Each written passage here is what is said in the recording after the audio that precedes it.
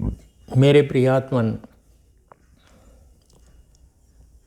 आइए सुनते हैं एक बहुत छोटी सी प्रेरणादायक कहानी, जीवन में काम आएगी। एक बार बादशाह महमूद गजनी जंगल में शिकार खेलने के लिए घोड़े पर निकल गया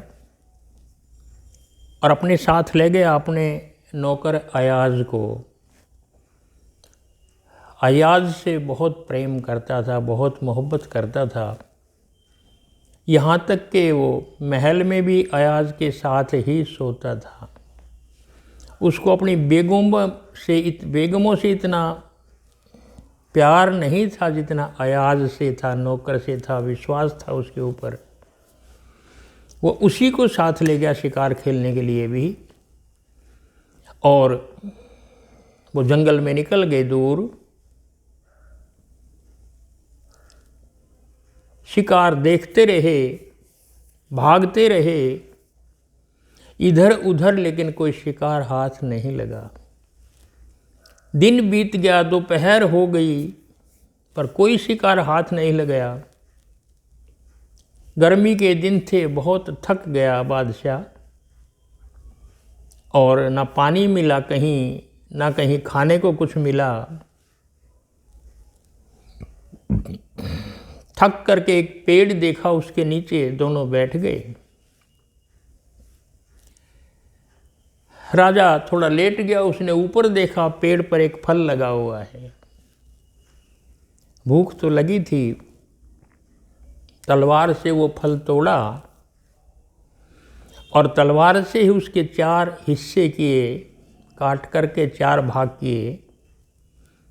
पहले एक भाग अयाज को दिया, अपने नौकर को, और कहा कि लो खा लो।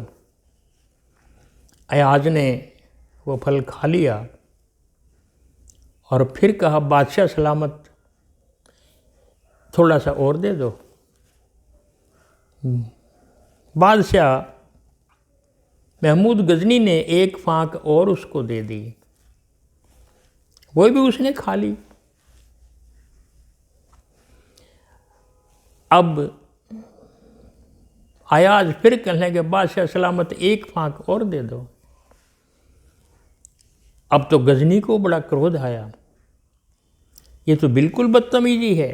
आधा फल इसको दे दिया, आधा अपने लिए रखा है, फिर मैं तो बादशाह हूँ, ये नौकर है। ऐसा इसने कभी किया नहीं, ये क्या है सब कुछ। अब तो आधा मुझे खाना चाहिए, मुझे भी भूख लगी है, और ये फिर भी ऐसी और मांग रहा है, इसको शर्म नहीं।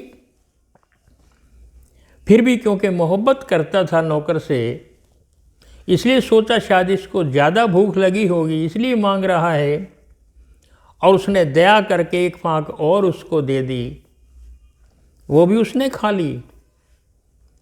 और फिर कहने लगा, बादशाह सलामत, एक और फांक बचे, वो भी मुझे दे दो। अब तो बादशाह को बड़ा क्रोध आया, इसको लज्जा नहीं आती। एक फल के 3 भाग इसको दे दिए, एक ही अपने पास रखा है खाने के लिए, ये उसको भी मांग रहा है। क्या मैं भूखा मरूं? बिल्कुल, मेरे पास कुछ ना रहे। और उसने कहा, मैं नहीं देता, और वो ये करके अपने मुंह में बादशाह सलामत खाने लगा। अयाज ने रोकना चाहा कि नहीं, ये भी मुझे दे दो, लेकिन उसने, बादशाह सलामत ने चख लिया, और जो ही थोड़ा सा फल चखा, वो थूक दिया। वो बहुत कड़वा था। और गजनी कहने लगा, अरे पगले, इतना कड़वा फल और तू खा गया। एक बार भी ये नहीं कहा कि बादशाह सलामत, ये फल बहुत कड़वा है। तूने मना नहीं किया एक बार भी, कैसे खा गया तू इतना कड़वा फल? मना क्यों नहीं किया तूने? अयाज कहने लगा, मालिक, आपके हाथों से मैंने इतने मीठे फल खाए हैं, अगर एक बार थोड़ा सा कड़वा फल भी इन्हीं हाथों से आ गया तो क्या मैं मना कर दूं? मेरा जीवन बीत गया आपके हाथों से, अच्छा भोजन करते, अच्छे फल खाते खाते, एक बार कड़वा आ गया तो क्या मैं मना कर दूं? ये मेरा धर्म नहीं है बादशाह सलामत। मैं इसलिए आपके कड़वे फल भी खा गया क्योंकि वो आपके हाथों से आए थे। बादशाह बहुत प्रसन्न हुआ।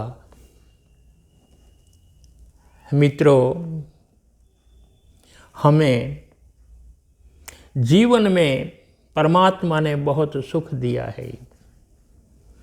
अच्छा घर दिया, अच्छा परिवार दिया, अच्छे वस्त्र दिए, अच्छा भोजन, सब कुछ तो दिया है।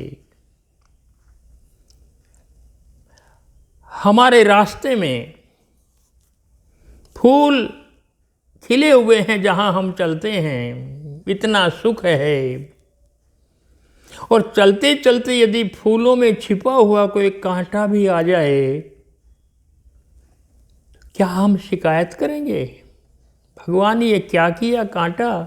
नहीं, कांटे को चुपचाप पैर से निकाल करके फेंक देना, भगवान भी ना देखे। शिकायत का तो प्रश्न ही नहीं उठता। ये सोचना जिसने इतने फूल दिए हैं, एक कांटा आ गया तो क्या हुआ? हे परमात्मा, इतना तूने दिया है, इतना सुख दिया है, हमें क्या नहीं दिया?